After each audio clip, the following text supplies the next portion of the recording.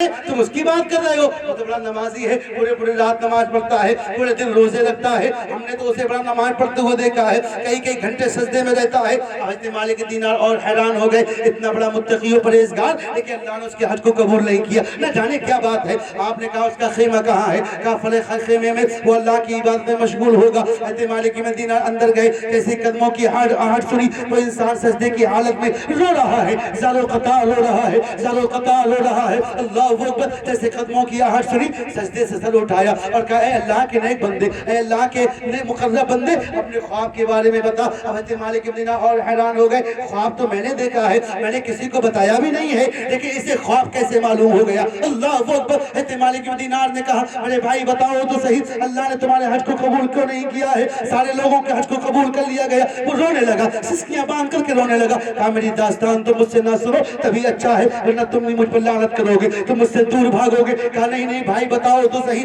ایسا کون سا گناہ ہے؟ کہا آج مجھے 10 سال ہو گئے ہیں، 10 یا 11 سال ہو گئے، ہر سال حج کرنے آتا ہوں، لیکن ایک نیک انسان کو یہی خواب دکھایا جاتا ہے، سب کے حج کو قبول کر لیا جاتا ہے، لیکن میرے حج کو قبول نہیں کیا جاتا۔ کہا تیرا حج قبول کیوں نہیں ہوتا ہے؟ کہا میں بڑا گناہگار انسان تھا، بڑا کمینہ، بڑا بدبخت انسان تھا، شراب میں پیتا تھا۔ آج کل شراب کے نشے میں انسان سب کچھ بھول جاتا ہے، اپنی ماں کو گالی دیتا ہے، اپنی بیوی کو کوٹتا ہے، اپنے بھائی بہنوں کو گالی گلوچ دیتا ہے۔ میرے بھائیو یہ شراب کیا ہے؟ دنیا کی مستیوں میں پڑ کر کے تم اللہ کی نبی کی محبت کو بھول گئے ہو۔ پیارے آقا فرماتے ہیں جس نے نبی کی محبت کے جام پی لیے اسے دنیا کی شراب کی ضرورت نہیں پڑے گی۔ کیسے نبی کے غلام ہو، کیسے نبی کے وفادار ہو۔ وہ کہنے لگا ایک دن میں شراب کے نشے میں، چاند رات تھی، روزے کا چاند نظر آ گیا تھا، میری ماں نے مجھے بہت دھتکارا، کہا بیٹا تم بڑے کمینے انسان ہو، تو دیکھو کل سب لوگ روزے کی حالت سے ہوں گے لیکن تمہارے منہ سے شراب کی بدبو آئے گی۔ میری ماں تندور کے پاس ہاتھ سیک رہی تھی،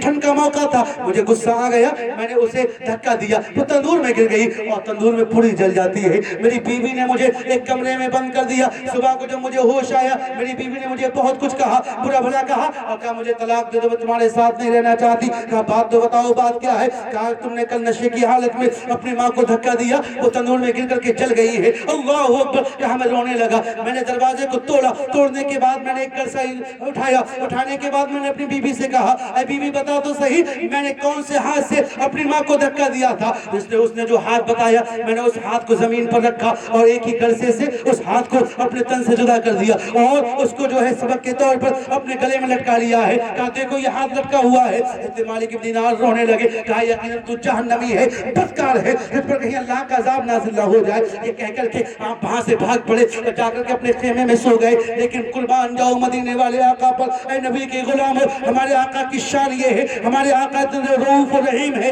کہ جہاں پر گناہگار انسان اپنے گناہ کرتا ہے اگر سچے دل سے توبہ کر لے تو میرے آقا پروردگار عالم کی بارگاہ میں سفارش کر کے اس کے گناہوں کو معاف کروا لیا کرتے۔